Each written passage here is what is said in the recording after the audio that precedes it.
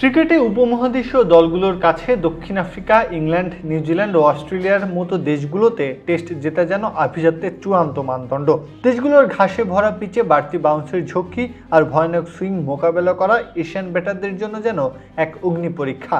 এরপর আবার 23 বছর পর অস্ট্রেলিয়ার মাটিতে টেস্ট খেলতে যাচ্ছে বাংলাদেশ। পাহাড় সমান এই সেনা দুর্গ কি এবার জয় করতে পারবে নাজমুল হোসেন শান্তর দল?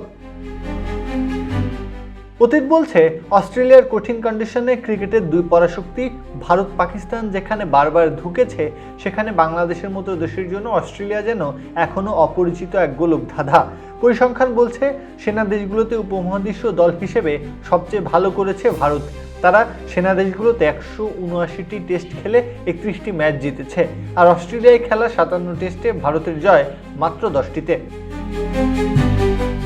বিপরীতে বাংলাদেশ 2003 সালে অস্ট্রেলিয়ায় 2টি টেস্ট খেলেছে, দুটিতেই ইনিংস ব্যবধানে হেরেছে। ইংল্যান্ডের মাটিতেও এখনও জয় অধরা।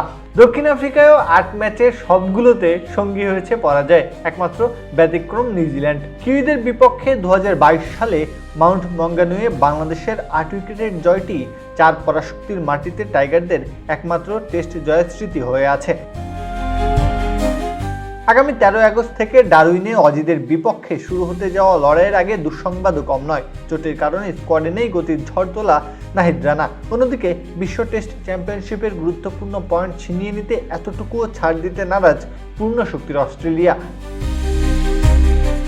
এরপরও 2022 সালের মাউন্ট মঙ্গানুয়ের স্মৃতিকে সঙ্গী করে অধিনায়ক শান্ত অস্ট্রেলিয়া বধের স্বপ্ন বুনছেন। তার লক্ষ্য স্পষ্ট, অস্ট্রেলিয়ার কন্ডিশনে টিকে থাকতে হলে লড়তে হবে প্রতিটি সেশন আর প্রতিটি দিন ধরে ধৈর্যের সঙ্গে। ডারউইনের 22 গজে কি নতুন কোনো মহাকাব্য লিখবে বাংলাদেশ? উত্তরটা সময় বলে দেবে। প্রত্যহ কাব্য, খেলা 71।